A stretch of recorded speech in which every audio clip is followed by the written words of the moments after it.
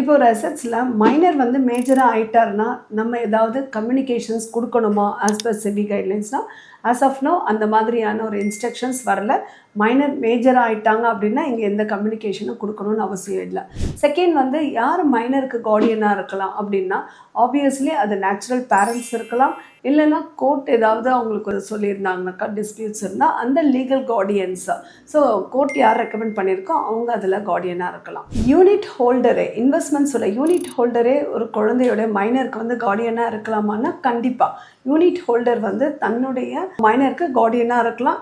அதில் வந்து மெயினாக பார்க்க வேண்டியது வெதர் அவங்களுடைய நேச்சுரல் பேரண்ட்ஸாக இருக்கணும், லீகல் கார்டியனாக இருக்கணும், இல்லை கோர்ட்டோடைய ஆர்டர் பிரகாரம் அவங்க அதுக்கான எலிஜிபிலிட்டியில் இருக்கணும். ஒரு இன்வெஸ்டர் வந்து டிஃப்ரெண்ட் ஃபோலியோஸ் வச்சுருக்காரு, அதில் டிஃப்ரெண்ட்டாக நாமினிஸை வச்சுக்கலாமா அப்படின்னா எஸ் ஆப்வியஸ்லி டிஃப்ரெண்ட் ஃபோலியோஸ்க்கு டிஃப்ரெண்ட் நாமினிஸை கண்டிப்பாக வச்சுக்கலாம்.